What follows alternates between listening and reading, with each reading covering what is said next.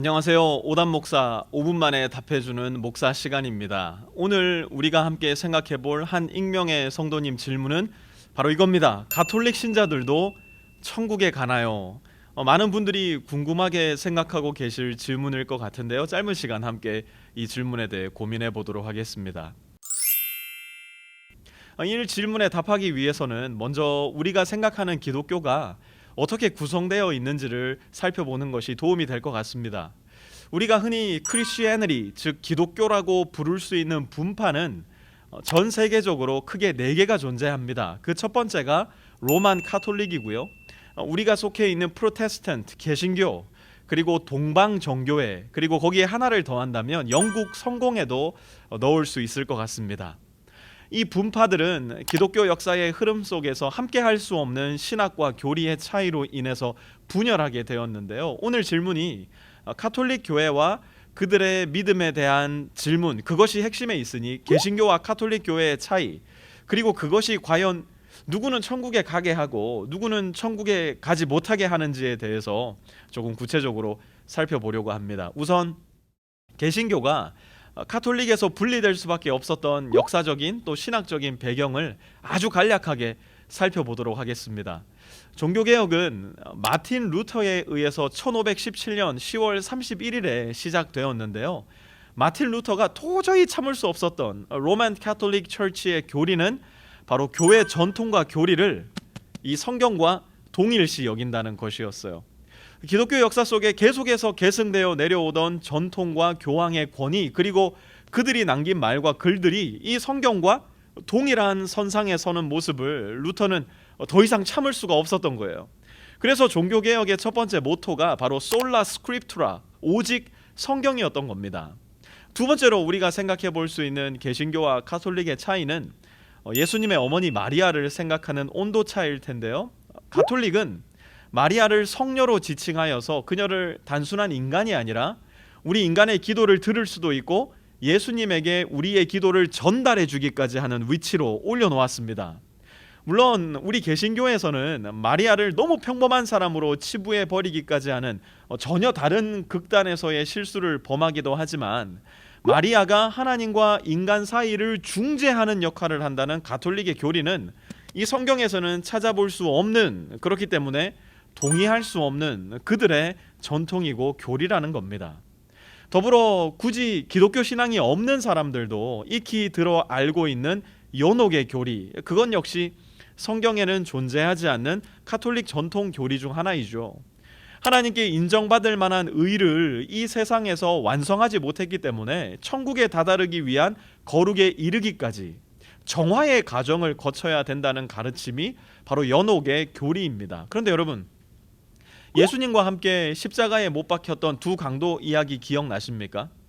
그들이 정치범이었는지 혹은 강력범이었는지 우리는 분명히 알 수 없지만, 분명 자신들이 말하고 있듯 그들은 십자가에 죽을 만한 죄를 저지른 자들이었어요. 그런데 십자가에서 예수님이 하시는 말씀을 유심히 듣고 예수님을 십자가상에서 믿게 된 한 강도가 예수님께 이렇게 청합니다. 누가복음 23장 42절입니다. 예수님, 주님이 주님의 나라에 들어가실 때에 나를 기억해 주십시오. 그러자 예수님이 그에게 말씀하십니다. 연옥에 가서 50일간 있으면 너는 구원을 얻을 것이다. 이렇게 말씀하지 않으셨어요. 예수님의 말씀을 들어보세요. 내가 진정으로 내게 말한다. 너는 오늘 나와 함께 낙원에 있을 것이다. 여기에서 예수님이 말씀하신 낙원은 연옥이 아니에요. 만약 가톨릭 교리대로 천국에 이를 만한 의와 거룩을 가다듬기 위해 연옥이 필요하다면 십자가의 한 강도는 반드시 연옥에 가야 할 텐데, 만약 그렇게 된다면 예수님도 같이 연옥에 가셔서 자신의 의를 더 가다듬어야 한다는 의미가 되기 때문에 연옥의 교리는 성립될 수 없는 교리라고 볼 수 있습니다. 이처럼 가톨릭에는 우리가 동의할 수 없는 비성경적인 전통과 교리가 분명히 존재해요.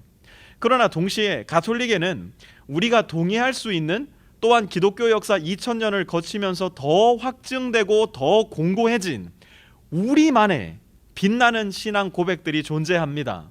사도신경이 그렇고요, 니케아 신조가 그렇고요, 콘스탄티노플 신조가 그렇습니다.